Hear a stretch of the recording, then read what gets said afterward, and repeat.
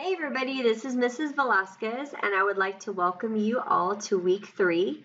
Week 3, we're going to focus our attention on government and the development of democracy. All right, so just a quick reminder, this short video is meant to just give you an overview of the weekly lessons. Expectation, of course, is that you are logging on to Schoology on a daily basis. You are also taking advantage of the weekly calendar, first thing, planning out when you will be working on your assignments throughout the week. And this week, we're going to try out a new strategy, which is using a Google form reflection as well as a daily post. I also want to remind you before we get started that we will have a team meeting this Tuesday. Yes, it's true. I'm very excited about it. Schoology in the district has turned on that button, so to speak. So when you do log into your Schoology on the left-hand side, now you should be able to find a weekly conference. If you're unable to attend the conference, again, please make sure you email me and I'll tell you what the missing assignment or the makeup assignment can be. But reminder, expectation is that you attend our weekly conferences, which is scheduled from 6 to 7. I will also be checking in. This is a great way for if you have any questions regarding the course. And also, again, just making sure you're interacting with your classmates. All right, so let's go ahead and take a look at what week 3 has in store for us. All right, so when you log into your Schoology account, you should see week 3 is now open. Just to take a look, of course, the way we approach week 3 is you have the weekly overview. Up at the top is you have all the assignments for the week, which includes also the point value. So if you scroll down, I have it linked in as a VIP. Each of the lessons, there is a folder.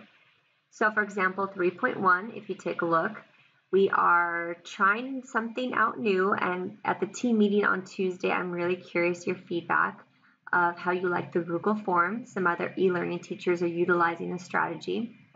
So you'll find the week 3 calendar. I always like to put just some little videos if you're struggling how to plan out your assignments or maybe time management. In this case, I pulled a little 5-minute clip on procrastination. You might want to check that out and then think about how you'll be planning out your weekly calendar using the check marks. So for example, I'll work on the learning journal every day. Maybe I'll tackle what is government on Wednesday. I'll watch the flip lecture Thursday, and then maybe I'll do Judeo-Christian beliefs on Tuesday. So think about how you want to sort of pace out your week with your other commitments as well as your other classes. This is the new form. So instead of using a full Google form this week, we're going to try this one out. So every day you'll come to the Schoology page and you'll click on week 3.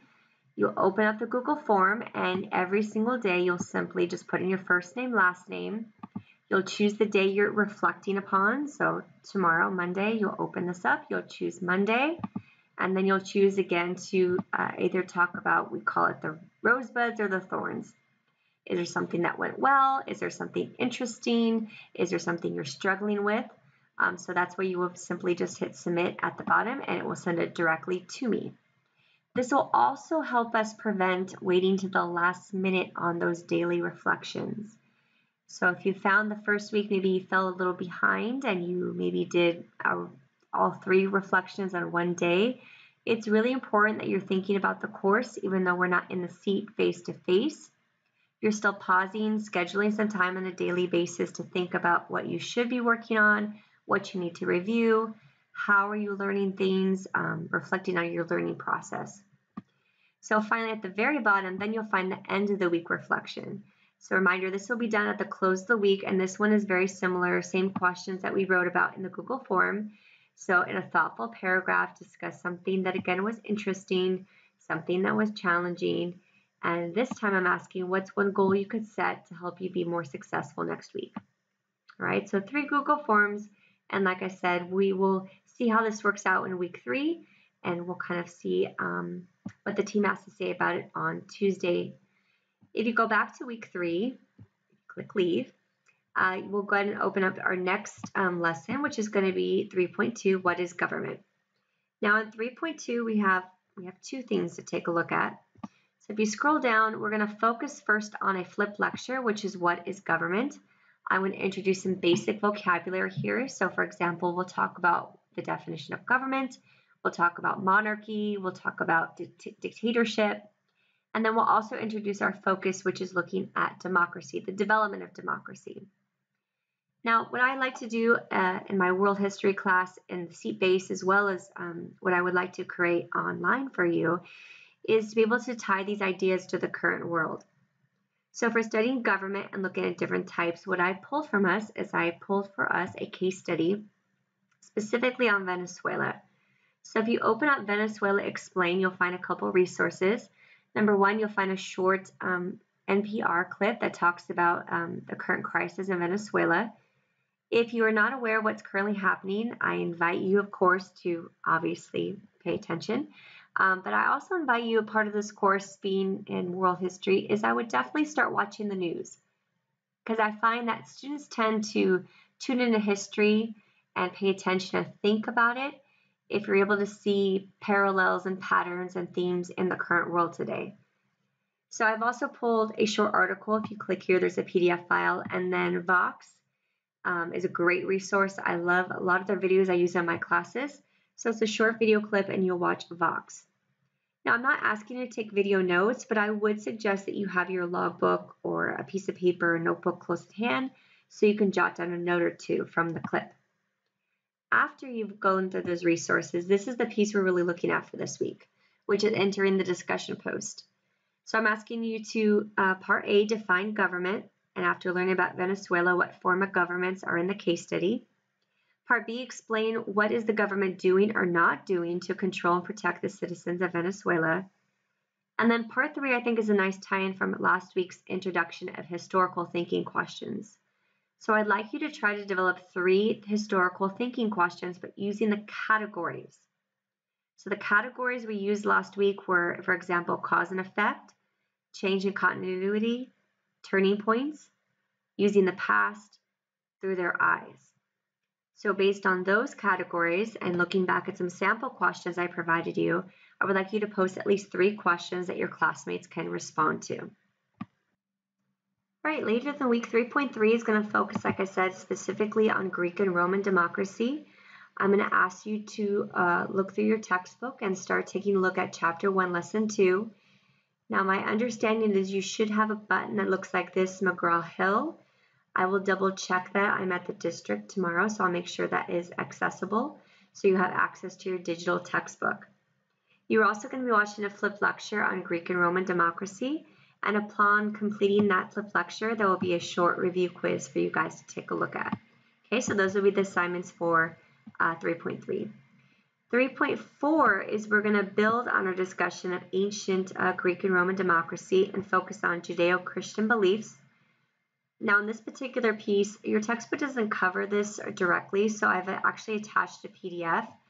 The PDF is what you'll read to take a look at and get more depth knowledge on how Judeo-Christian beliefs actually influence our discussion and development of democracy. Okay, before you actually start the reading, I'm going to challenge you. There's going to be a short anticipation guide, which I'll load on Google Docs. It's not showing right now. And you'll need to anticipate or make some predictions of what you'll be reading about, as well as at the end, write down a few facts that you have gained knowledge from the reading.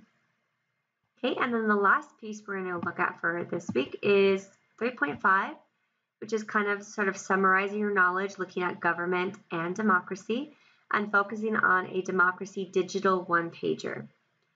Now, if you've done one-pagers in other classes, one-pagers are a way to sort of visually summarize what you've read or to respond to. And in this case, I gave you some criteria. In your digital one-pager, you need to make sure that you've talked about these things, or you've addressed quotes, you've written paragraphs, you've collected Google images, inserted videos that will address, again, democracy, Greek philosophy, ancient Rome, Judeo-Christian tradition in that case. Now, I put in a short YouTube video clip just kind of showing you what a one-pager perhaps could look like. And I also included a template. Now, the template you're going to find has different boxes, so don't be afraid if you go sort of outside the lines. But I find sometimes it's a little easier for students to think about, okay, so I'm going to post some pictures and some quotes on Greece, and then maybe I'll put some pictures on Rome, and maybe I'll find a video down here, and then I'm going to annotate some writing over here. So really think the goal of the one-pager is to try to have as little white space on the slide and really fill it up with your quotes, your images, your ideas, your clips, something that's really going to showcase instead of writing an essay on the subject, to create one page that's going to connect with the ideas and your thoughts from this week's discussion. Right, and that's really the overview of week 3, folks. Please keep in mind I will be starting to update the gradebook. I'm sort of going through week 1 assignments right now, and I will be, of course, grading week 2 assignments. A few things to keep in mind, please. Communication is key throughout the course. If you have fallen behind or a few people enrolled late into the course, please continue to email me. Please do not feel that you are out of luck if you miss a deadline. I understand that we're sort of, again, it's a learning curve, getting used to the Schoology format and e-learning course. So please make sure if we move on to week 3, you're not forgetting about past assignments and you are contacting me to talk about, again, resubmitting those assignments. I also want to remind you guys that even though I didn't post a flip grid, I'm enjoying immensely your flip grids. I'm really excited to see your faces and hear your perspectives and your stories. So please, please, please keep going back to your flip grid. There's a few people we haven't heard from this week, as well as I just think it's fun to go back and for a lot of you comment. I'm going to try to go through and comment through playing our icebreaker game, which is the 3 truths and a lie, as well as also your introductions to the class. All right, please keep in mind the team meeting is on Tuesday. If you have any questions, I'm available email. Please keep in mind my email is velasquez_c@auhsd.us. And then one final thing before I leave you is I want to also remind you that I did set up the Remind. So in addition to what we have in Schoology, I also have a Remind text. Now, of course, that's limited through office hours, but this is another tool that you can also have communication with me throughout the week. All right, so I look forward to hearing from you guys this week, and good luck. Week 3 is ready to go. Have a wonderful, wonderful week.